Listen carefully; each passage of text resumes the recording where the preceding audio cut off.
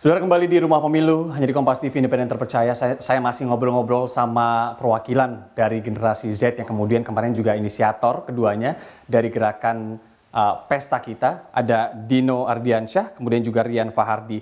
Din, kalau yang Dino lihat, ini bagaimana sih menjelaskan sosok Erick Thohir yang kalian klaim begitu ya dekat dengan generasi muda? Apakah dari sosmednya selama ini, apakah dari cara interaksinya atau dari program kerjanya? Dino. Ya, eh, tentu kalau kita lihat figur Pak Erik ya, itu banyak sekali ya. Pertama kita tahu beliau punya mental dan nyali yang sangat luar biasa. Ini figur yang sangat jujur, ya kan, bersih, bahkan berani memberantas korupsi ya. Seperti kita tahu di BUMN kayak Jiwasraya, kayak Mhm. di Asabri, bahkan baru-baru ini dana pensiun di BUMN, ini bukan hanya dijadikan atensi, tapi memang diselesaikan sampai ke akar-akarnya. Artinya Pak Erik memang figur yang sangat jujur dan berani memberantas tadi karena punya nyali tadi. Lalu kedua, beliau sangat trust anak muda. Hari ini pesta kita kemarin sudah memulai pestanya karena pertemuan dengan Pak Erik dan kita sampaikan anak-anak muda punya jumlah demografi yang sangat besar, punya isu-isu yang sangat penting dan suara yang sangat berarti. Karena semua itu kita butuh jembatan Mhm. wadah figur yang tepat.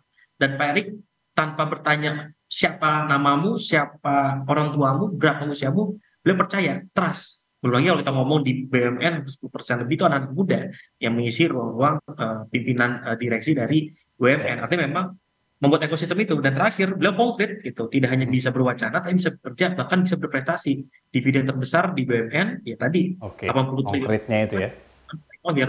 Jadi dari semua itu Mhm. akhirnya kita merasa ya Pak Erick Thohir ada jawaban, termasuk membahas isu-isu anak muda yang beliau sangat dekat sekali itu, Mhm. masalah kesehatan mental, pendidikan, lingkungan, ekonomi kreatif dan ekonomi digital Oke. dan sebanyak lain. Mhm. Kurang lebih seperti itu.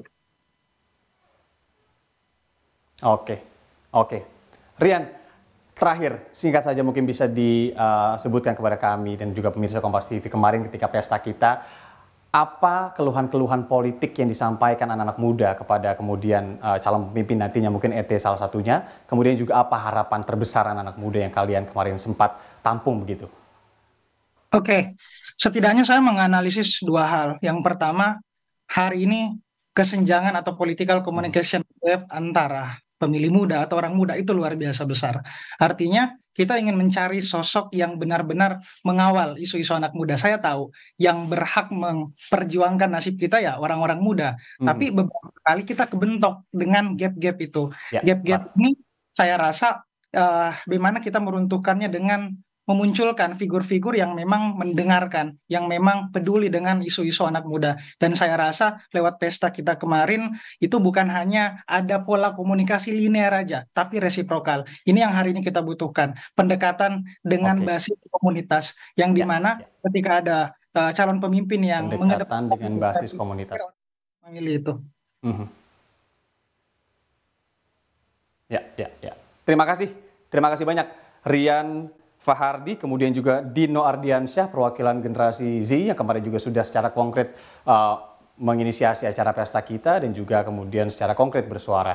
Tentu kami harapkan generasi-generasi muda ini terus bersuara dan menitipkan harapan mereka kepada calon pemimpin sosok yang mereka pilih. Terima kasih sekali lagi teman-teman, sampai jumpa di lain kesempatan.